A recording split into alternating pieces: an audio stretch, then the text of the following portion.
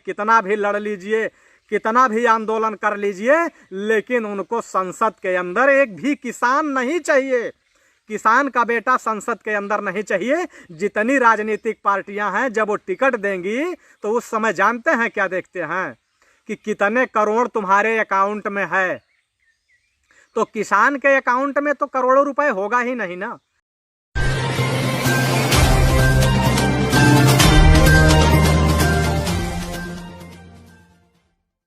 देश के सभी क्रांतिकारी नौजवान साथियों को राजेश्वर यादव का प्रणाम।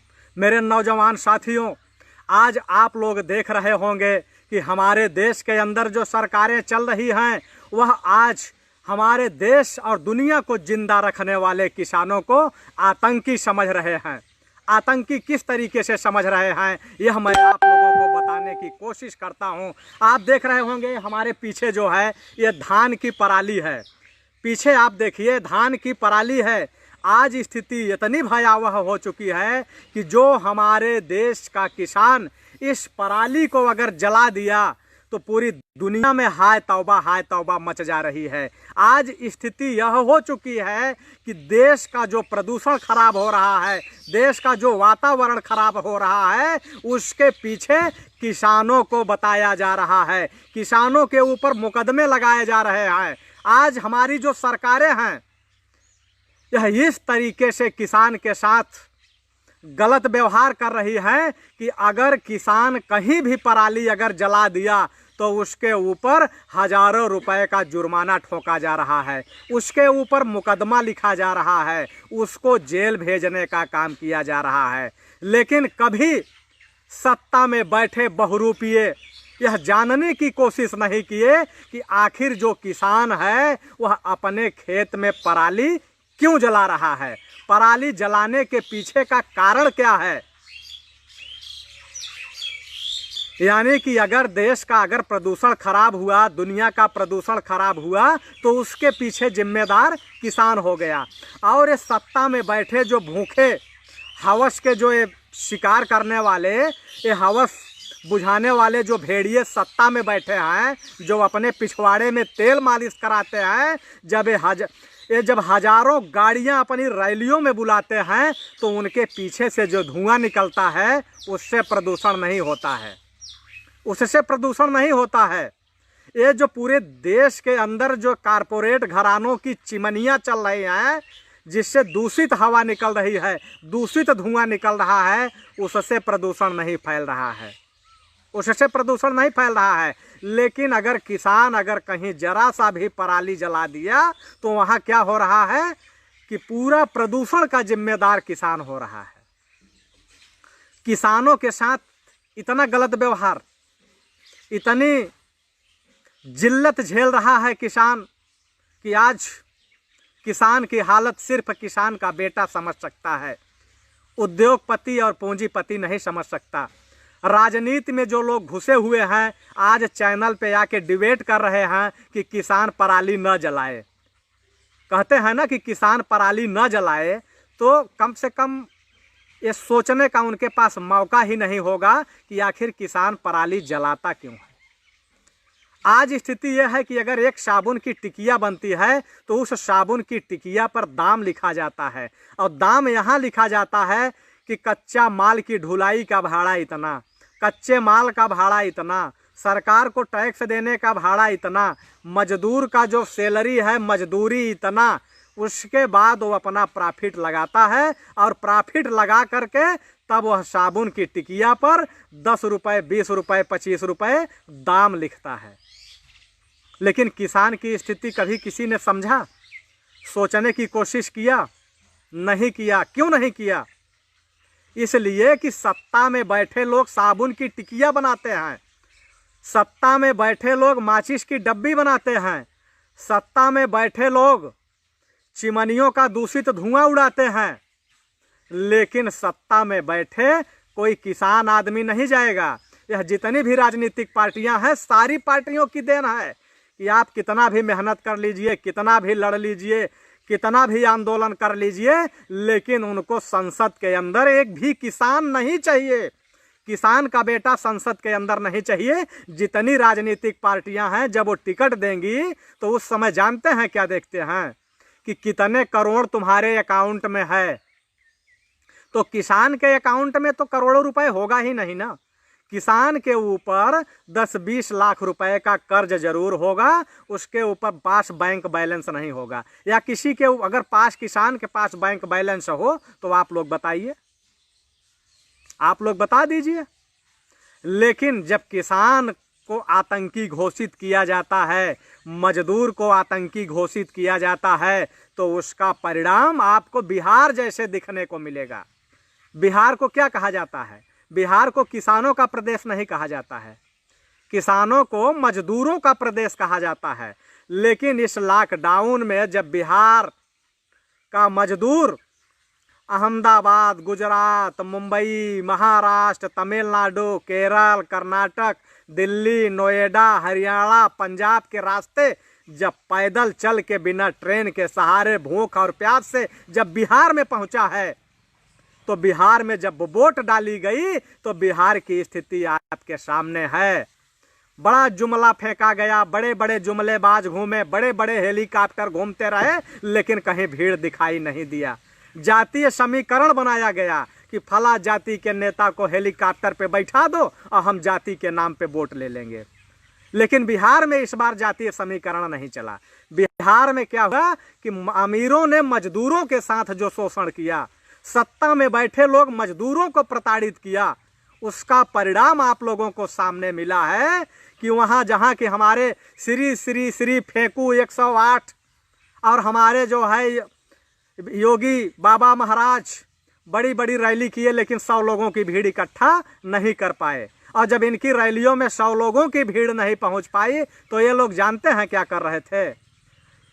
3-3 मीटर दूर लोगों को बैठा के मुंह पे मास्क लगा रहे थे कि ताकि ये पता चले कि हमारे प्रधानमंत्री जी सोशल डिस्टेंसिंग का पालन कर रहे हैं। और वहीं विपक्ष की जब रैली हो रही थी तो वहां कितनी भीड़ थी आप लोगों को पता है?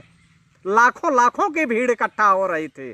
तो सोशल डिस्टेंसिंग का पालन नहीं हो रहा था तो विपक्ष के लोगों के ऊपर मुकदमा लिखना चाहिए था कि तुम लोग सोशल डिस्टेंसिंग का पालन नहीं कर रहे हो।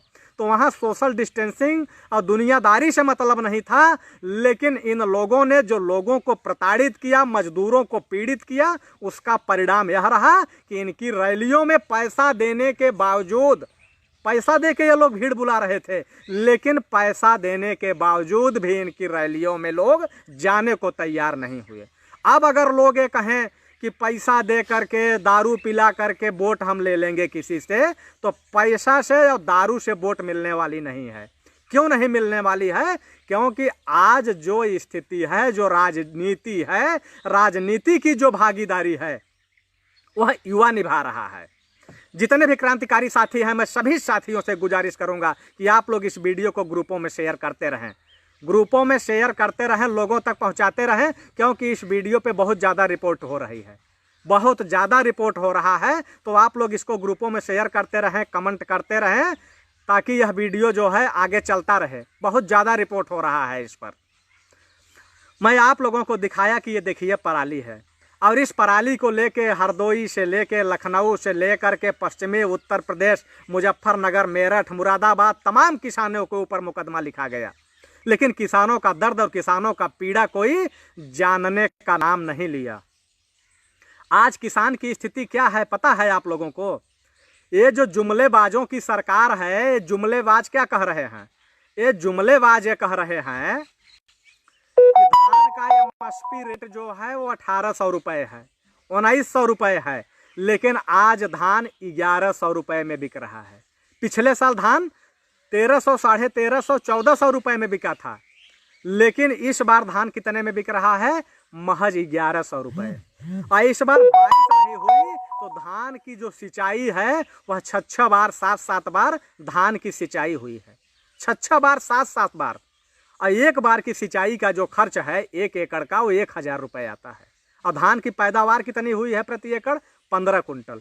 उसमें 1.5 बोरी DAP डाला गया है, यूरिया डाला गया है, उसमें 1500 रुपये का बीज डाला गया है, 2000-2500 रुपये की जोताई हुई है, यानी अगर सारा आप खर्च मिला लेंगे तो 15 से 16 हजार रुपये कम से कम का खर्च, कम से कम का खर्च जो है वो 15 से 16 हजार। और धान कितने का हो रहा है? 13 से 14 हजार। यानी किसान अपने घर से जो है, घर से उसकी लागत नहीं निकल पा रही है।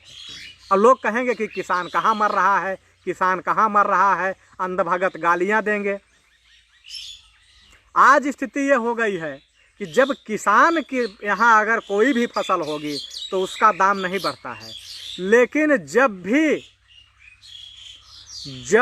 अगर किसान के यहाँ से अगर फसल निकल करके अगर कारोबारियों के यहाँ पहुँच जाता है, बिचौलियों के यहाँ पहुँच जाता है, जमाखोरों के यहाँ पहुँच जाता है, तो उसका रेट बढ़ जाता है। जैसे आलू आप लोगों ने देखा होगा, इस समय 50 रुपये पहुँच चुकी है आलू।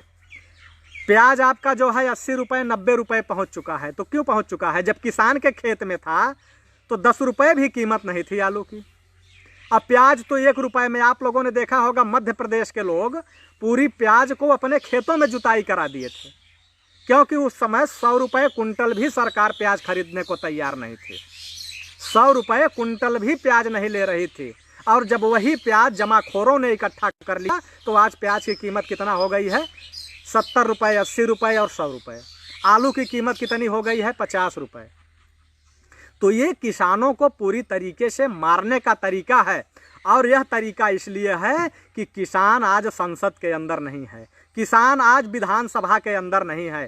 क्योंकि जितनी भी पार्टियां हैं, कोई भी पार्टी हो, वो चाहे समाजवादी पार्टी हो, चाहे बहुजन समाज पार्टी हो, चाहे भारतीय जनता पार्टी हो, चाहे कांग्रेस पार्टी हो, चाहे राष्ट्रीय जनता दल हो, चाहे जनता दल यूनाइटेड हो, यानी जितनी भी इस देश के अंदर पार्टियां हैं, कोई भी पार्टी ये नहीं चाहती कि कोई किसान का बेटा, कोई ज़मीन पे काम करने वाला संसद या विधानसभा के अंदर पहुंच जाए।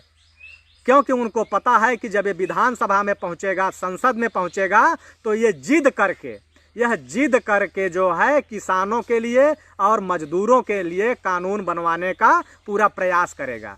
जैसे कि आप लोगों ने नाम सुना होगा देवीलाल का, आप लोगों ने नाम सुना होगा बंसीलाल का, आप लोगों ने नाम सुना होगा चौधरी चरण सिंह का। तो ये क्या थे? ये किसान थे, किसानों की लड़ाई लड़ते थे। और जब ये संसद के अंदर पहुँचे, प्रधानमंत्री की कुर्सी पे पहुँचे, मुख्यमंत्री की कुर्सी पे पहुँचे, तो इन्होंने किसानों के लिए काम किया था। और जब किसानों के लिए काम किया तो किसान एक आवाज़ बना था, संसद हिल जाती थी। चौधरी चरण सिंह अगर जाके कक्षा 8 तक पढ़े थे, आज लोग डिग्री पूछते हैं लोगों की कि डिग्री क्या है? कक्षा 8 तक पढ़े थे लोग। आपने महेंद्र टिकैत का नाम सुना होगा, किसानों के नेता थे। महेंद्र सिंह टिकैत 8 तक पढ़े थे और बाकी चौधरी चरण सिंह ग्रेजुएट थे। बहुत ज़्यादा पढ़ाई नहीं थी कि वो हार्वर्ड में पढ़े थे या जा करके जो है पब्लिक विद्यालय में पढ़े थे, ये सब नहीं था। लेकिन इन लोगों ने जब सत्ता में गए तो किसानों के लिए काम किए थे। लेकिन जब पूंजीपति जब सत्ता में बैठेंगे तो किसानों का शोषण कैसे हो, ये उसके लिए काम करेंगे। अपना चैनल, आपका चैनल, समाज का चैनल, देश का चैनल एनबी न्यूज 24/7 को आप लाइक करें, सब्सक्राइब करें और ज्यादा से ज्यादा इसकी वीडियो को शेयर करें, ताकि हर खबर को मैं आप तक आसानी से